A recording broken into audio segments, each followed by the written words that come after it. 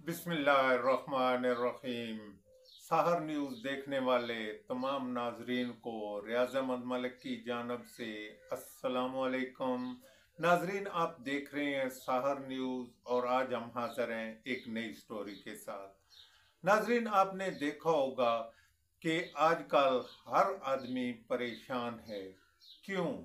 इसके पीछे क्या मुहरक़ात हैं? क्या हुकूमत ने उनको परेशान कर रखा है या हम खुद अपनी हरकत की वजह से परेशान हैं?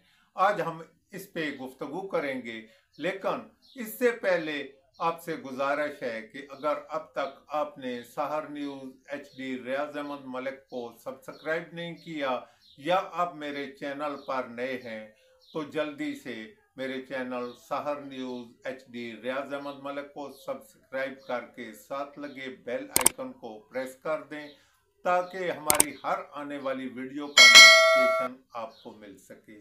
तो नाजरीन, शुरू करते हैं आज के व्लॉग की स्टोरी।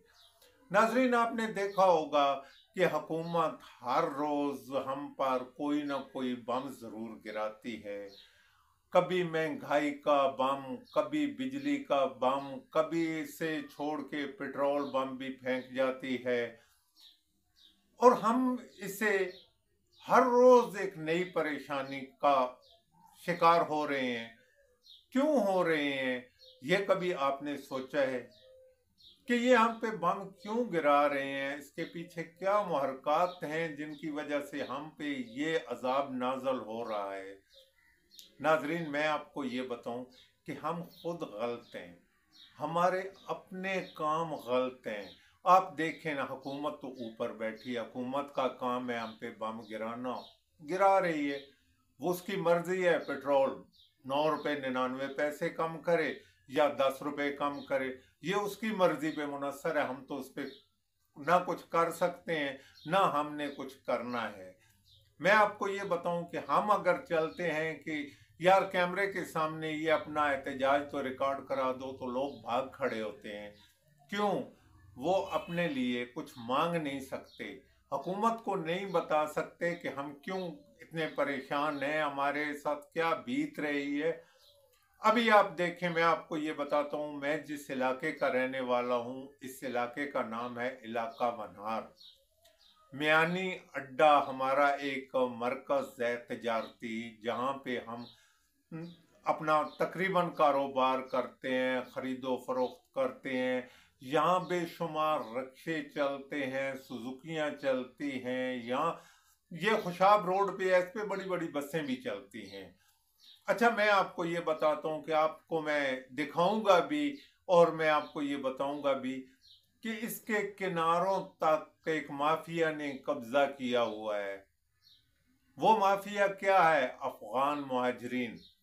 अफगान मुहाजिरीन का क्या है कि वो पीछे भी बैठ सकते हैं, वो दुकानदारों को किराया देते हैं और सड़क के किनारे बैठ के अपना कारोबार करते हैं। अभी कुछ अर्सा पहले जो मैं आपको बताना चाह रहा हूँ वो तो करते हैं तो करते हैं। किसी जमाने में AC की गाड़ी कलर कार से रवाना होती थी तो इनकी दौड़ें लग जाती थी, ये गलियों में भाग जाया करते थे। लेकिन अब क्या होता है, AC छोड़ के जिसकी मर्जी है DC आ जाए, इनके कानों पर जूं नहीं रेंगती। क्या वजह है आप खुद समझ सकते हैं, अच्छे खासे समझदार हैं आप लोग। मैं आपको ये बताना चाह रहा था कि अब जो है उसके पीछे कोई ना कोई काम चल रहा है या कोई इनकी इतनी ऊपर की सिफारिश है जो इंतज़ामिया को हिलने नहीं दे रही। अभी कुछ दिन पहले हमारे असिस्टेंट कमिश्नर कलर कहार म्यानी अड्डा पर आए तो मैं उनको कुछ बताना चाह रहा था। मुझे ये समझ आया कि जैसे उन्होंने मेरे सवाल को भांप लिया है। उन्होंने आते ही कहा, ये देखें जी, उन्होंने तो रेडियो पे चंद पेटियां रखी हुई हैं, मैं इनको जुर्माना करूं तो ये क्या करूं। अभी बैठे वो सड़क के किनारे हैं, इंक्रोचमेंट उनको नजर ही नहीं आई, वो ये कह रहे हैं। साथ ही उन्होंने कहा वो तो बड़े बड़े स्टोरों को चेक करेंगे, इनको कुछ नहीं कहेंगे। हुकूमत ने शॉपिंग बैग पर पाबंदी लगा रखी है, प्लास्टिक की धड़ल्ले से दे रहे हैं, सड़क पे बैठ के दे रहे हैं, कोई बंदा उनको पूछने वाला नहीं। मैं आज का तज़किरा करूं, मैं आज की बात करूं, मैं खड़ा था, मेरे एक रिलेटिव भी हैं, आपको ये बता दूं, उन्होंने उससे पूछा कि केला कितने का है। उसने कहा 150। सामने 100 रुपए का बिक रहा है, उसने कहा 150। उसने पूछा आम कितने के हैं, उसने बोला 250 रुपए के। अभी मुझे ये बताओ कि 250 के आम रेट लिस्ट में कहाँ लिखे हुए हैं। अच्छा, उसने कुछ चीजें उससे ले ली, और जब उसने कहा कि रेट लिस्ट कहाँ है, तो उसने उसकी चीजें खरीद छीन कर रख दी। आप देख सकते हैं क्या अभी उसको इंतजामिया को खौफ था? उसे क्या खौफ था कि उसके पीछे भी कोई खड़ा है जो उसको देख रहा है, जो उसकी वीडियो बना रहा है या जो कुछ कर रहा है? नहीं, उनको खौफ है ही नहीं, किसी चीज का खौफ नहीं है। ये आप समझ सकते हैं कि क्यों। अभी आप हुकूमत को गालियां दें, हुकूमत ये कर रही है, हम खुद क्या कर रहे हैं, हमें खुद भी तो देखना चाहिए। हम पूछते हैं ये आम कितने के हैं, रेट लिस्ट देखते नहीं है, 250 के खरीद लेते हैं। क्या 250 रुपए किलो है आम कहीं? लेकिन यहाँ बिक रहा है और बैठा वो, ना उसका किराया है, ना उसने कुछ देना लेना है, सड़क के किनारे पे बैठा है, आधी सड़क भी कंट्रोल की हुई है, और ना उसे इंतजामिया का खौफ है, ना उसे किसी और का खौफ है। अभी ये बताएं कि इंतजामिया अगर आती भी है वहां, तो मैं अभी ये शर्म की बात भी है ये बताऊं कि ये इंतजामिया के गले पड़ जाते हैं। ये हुआ है, अभी इन दिनों में ही हुआ है, ये इंतजामिया के गले पड़ जाते हैं। अभी इनको कौन लगाम देगा? हुकूमत तो वैसे बेबस है। मुझे ये समझ नहीं आई कि हुकूमत क्यों बेबस है। क्या उसने फिर इसके बाद हुकूमत नहीं करनी, या 2000 जो पहले वो कर चुके हैं, 2000 समथिंग वो उन्होंने पहले हुकूमत की है, 4 साल 4 महीने, 4 महीने के बाद जब वो अवाम के पास गए हैं तो अवाम से उन्हें क्या रिस्पांस मिला है, ये उनको पता होना चाहिए। लेकिन इसके बावजूद वो मुश्किल फैसले, वो कह रहे हैं वतन को बचाना है, पाकिस्तान को बचाना है। भाई, पाकिस्तान के रहने वाले मर जाएंगे तो पाकिस्तान को बचा के तुम क्या करोगे? पाकिस्तान में एक बार आपने आटा सस्ता किया, वो आटा दोबारा महंगा हो गया। चीनी सस्ती की, वो दोबारा महंगी हो गई। घी, हर चीज दोबारा महंगे हो गए। आप लोग क्या कर रहे हैं? हमें इसकी समझ नहीं आई। अभी ये मैं खुद ये सोच रहा था कि अब जब हम शिकायत लेकर इंतजामिया के पास जाते हैं तो इंतजामिया क्या करती है? इंतजामिया उल्टा हमारा मजाक उड़ाती है। अभी आपको ये समझ आ जाएगी कि क्यों, इसके पीछे क्या है। मैं तो ये कहूंगा कि हुकूमत खुद मुलव्वस है इसके साथ, हुकूमत खुद करा रही है ये सब कुछ, यही इसका हल है, और तो कोई है नहीं। मैं दूसरा आपको ये बताऊं, आप चले जाएं किसी अस्पताल में चले जाएं, क्या वहां दवाएं उनकी अपनी मर्जी की होती हैं? वहां डॉक्टर दवाएं लिखता है, वहां देने वाला अगर उसने 4 लिखी हैं तो 2 तुम्हें देता है, हम पकड़ के चले आते हैं। हमने कभी नहीं देखा कि उसमें 2 हैं। ये मैंने खुद देखा है ना, मैंने देख लिया और मैंने जाके मांग ली कि भाई डॉक्टर ने 4 लिखी हैं, तू 2 दे रहा है क्यों? अभी इसको भी छोड़ दें, मैं आपको एक नीम सरकारी फौजी अस्पताल की बात कर लेता हूँ।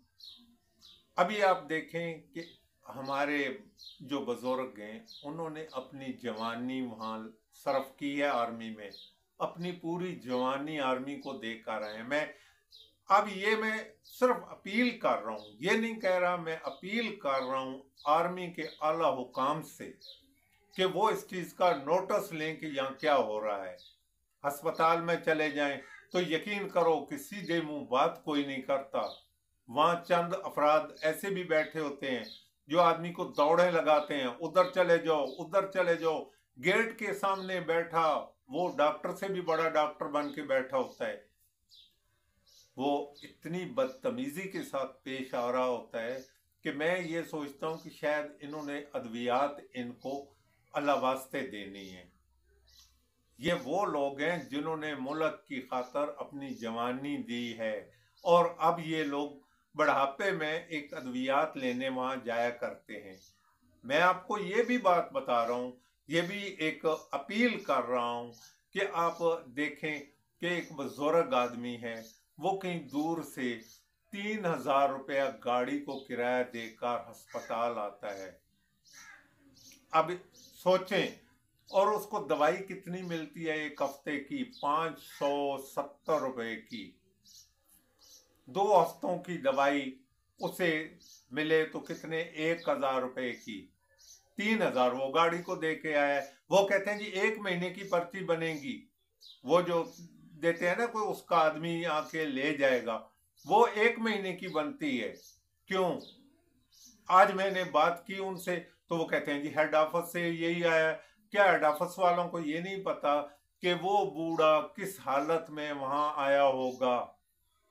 आप यकीन करें, 3,000 रुपया गाड़ी को किराया दे के आने वाले शख्स को वो 2 हफ्तों की, जो 1 महीने की वो होते हैं, हर 15 दिन के बाद देते हैं, 15 दिन की दवाई 570 रुपए की। 570 और 570 को मिलाएं तो 1140 रुपए बनते हैं।